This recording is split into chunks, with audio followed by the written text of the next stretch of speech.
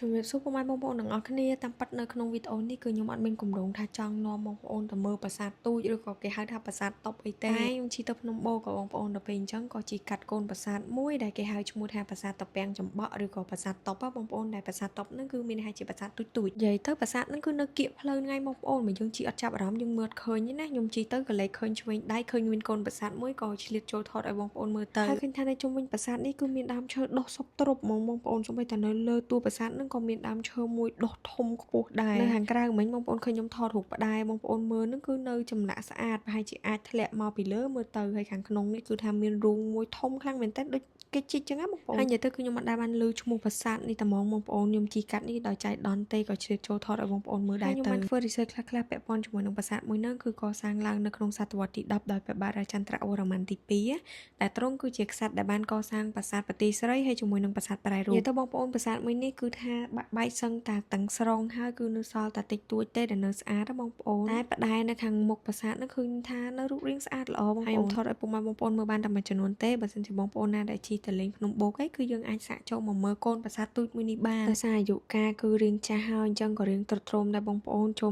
1000ឆ្នាំហើយអញ្ចឹងនៅក្នុងវីដេអូនេះខ្ញុំគ្រាន់តែចង់បង្ហាញពីកូនប្រាសាទទូចមួយដែលខ្ញុំអត់ដែលបានស្គាល់ហើយខ្ញុំជិះឆ្លងកាត់ហើយខ្ញុំគិតថាបងប្អូនមួយចំនួនប្រហែលជាអាចនឹងអត់ស្គាល់ដូចគ្នាហើយខ្ញុំអត់មានអីនិយាយទៀតទេបងប្អូនវីដេអូរបស់ខ្ញុំថ្ងៃនេះមានតែប៉ុណ្្នឹងឯងអញ្ចឹងចាំជួបគ្នានៅក្នុងវីដេអូក្រោយបាយបាយ